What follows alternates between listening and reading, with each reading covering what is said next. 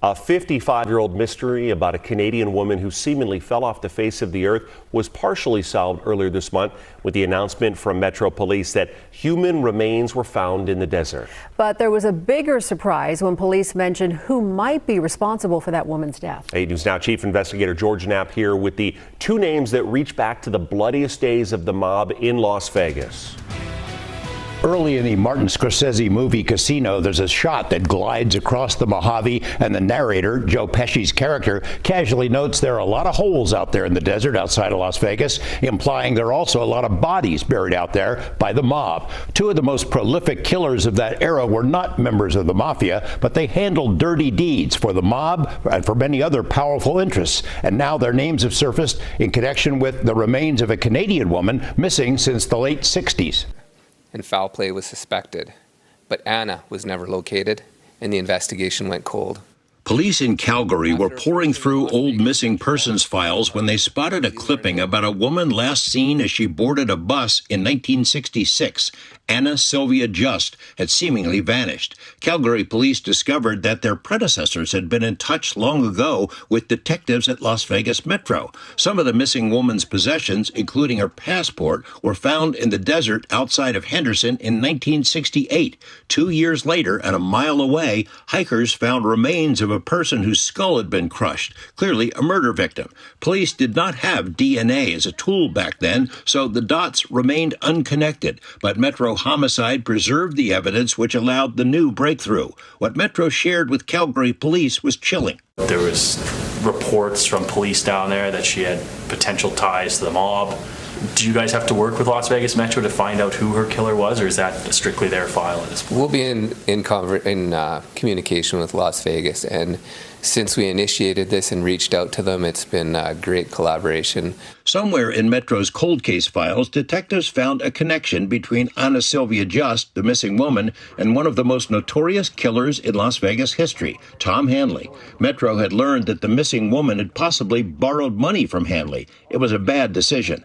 Who was he? He'd been a key figure in several Las Vegas labor unions as far back as the 40s, but to homicide detectives, Hanley was a notorious assassin, one half of a murder-for-hire team. His partner was his son, Granby Hanley. They reportedly carried out contract killings for the mob, for casino owners, and for union bosses. These people were total cold-blooded killers. They were probably two of the most active contract murderers in the western states' history, I'm sure.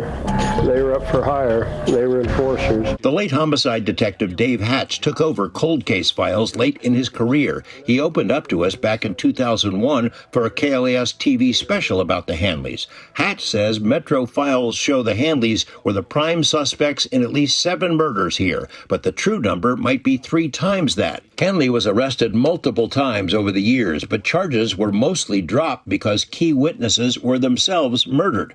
One witness who heard the Hanleys discuss many of their bloody plans was Wendy Hanley, Tom's common-law wife. Wendy, who was 40 years younger than her husband, lived with Tom and Granby. Years ago, she escorted us out to a desert area where one of the Hanley victims was found. This was their favorite place of dumping areas. Wendy says Tom and Granby would stash bodies in old mine shafts or desert spots where humans rarely tread. The recent news about the Canadian murder victim would seem to fit that pattern. The death that brought an end to their murder-for-hire enterprise was that of culinary union boss Al Bramlett, Nevada's most powerful union official. Bramlett and Tom Hanley were close. Tom and Granby were suspected of firebombing several Las Vegas restaurants which tried to go non-union, and law enforcement suspected Bramlett had hired them to plant the bombs.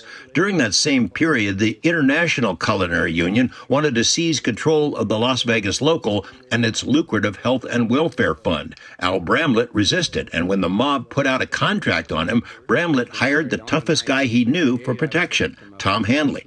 That backfired when the Hanleys kidnapped Bramlett, drove him out to the desert west of Mountain Springs, and then Tom had taken Al out of the van, gave him a couple of drinks of whiskey, and and then shot him in the head. A 2-week search for the kidnapped Bramlett failed to find him until a tipster revealed where the body was buried. That set off a multi-state search for the Hanleys, who were eventually found hiding in Arizona. When Tom was flown back to Las Vegas to stand trial, he said this to waiting reporters. Al Bramlett helped feed my family.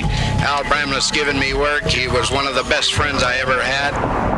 Police in Calgary have praised the cooperation with Metro in identifying Anna Sylvia Just. DNA from her 97-year-old sister confirmed the connection. But how did the ill-fated sister cross paths with the Hanleys? Do we know how the two were connected?